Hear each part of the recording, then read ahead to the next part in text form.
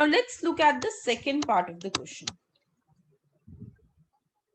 So the utility function that is given to you is u x1 x2 r1, addictive utility function. Addition is involved in good one. So x1 minus r1 to the power alpha and x2 to the power beta. And the question that we are going to solve now is the following.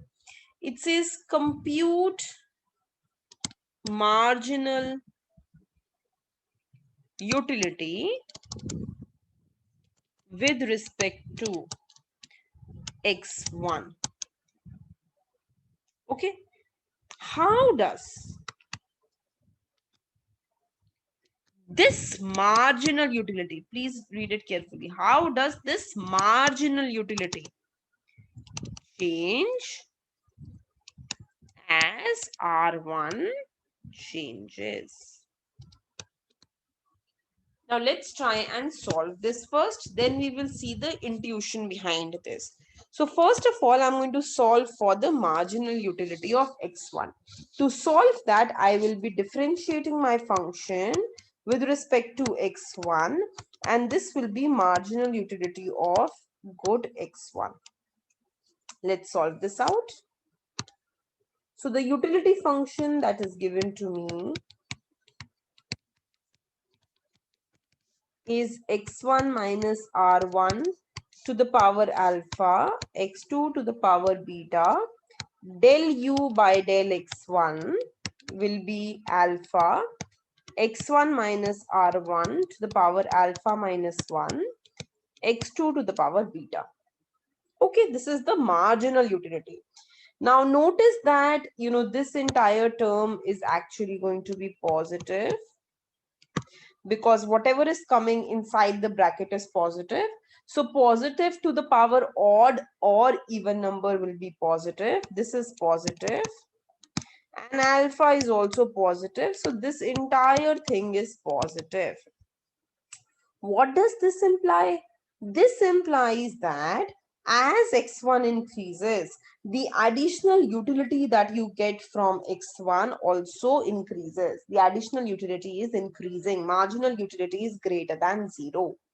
Now, the question asks, how does this marginal utility change as R1 changes? So, in a way, what the question is asking for you is to find out cross second derivative. So, I have already found out my marginal utility. Let me differentiate my marginal utility with respect to R1. To do that, this is alpha is a constant. I will just differentiate this part right here. So alpha into alpha minus 1 into x1 minus r1. Please look carefully. Into, so to the power of alpha minus 1 into, I'm differentiating whatever is inside the bracket with respect to r1. So minus 1 into x2 to the power beta. So I've solved this. Let's go ahead. Now look here very carefully. See, alpha was between 0 and 1. Okay. So alpha minus 1 will be less than 0 if I bring it here. But if I have to make it more than 0, so I will say minus of 1 minus alpha will be greater than 0. Right? Now notice, this is minus 1 into alpha minus 1. Right? So ideally what I have done is that if I solve for this, alpha minus 1 into minus 1, this will give me minus alpha plus 1 or 1 minus alpha. And I know that 1 minus alpha is greater than 0. Sorry, minus of alpha minus 1 here. Okay. So if I multiply by negative on both sides, the sign would get reversed. That is why I've done this. So which means that, just understand this, which means that this part right here multiplied by this part, these two terms together give you greater than 0, becomes positive.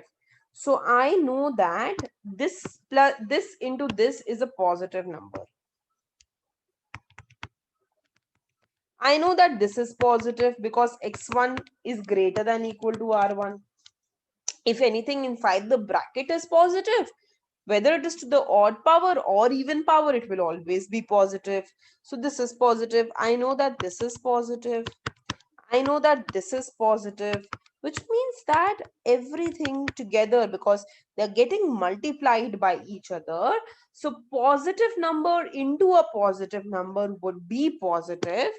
So this implies that del of mu1 by del r1 is greater than 0. Now, what does this imply?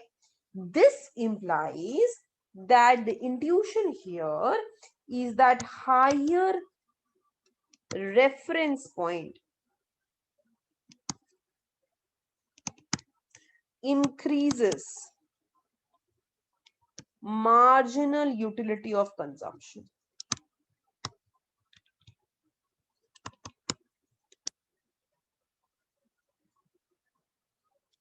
What does this mean? This means that, see, just understand this. Higher R1 was associated with higher desire, right? The more the R1, the more the addiction you have, the more the desire you have. So higher desire for one additional unit of that addictive good. So this says that an alcoholist craves the fourth bottle of beer much more than someone with normal drinking habits. For a person who is addictive to something, for him the additional utility he will get when his reference point increases, when he gets an additional unit, is much more than for any other person, for a normal person. So an alcoholist is going to desire much more, the fourth unit of the bottle after consuming 3 units, than any normal person with normal drinking habits would, right? So in that sense, what we are saying right here is that this increase in R1 is going to increase or shoot up the additional utility that you will get from that commodity.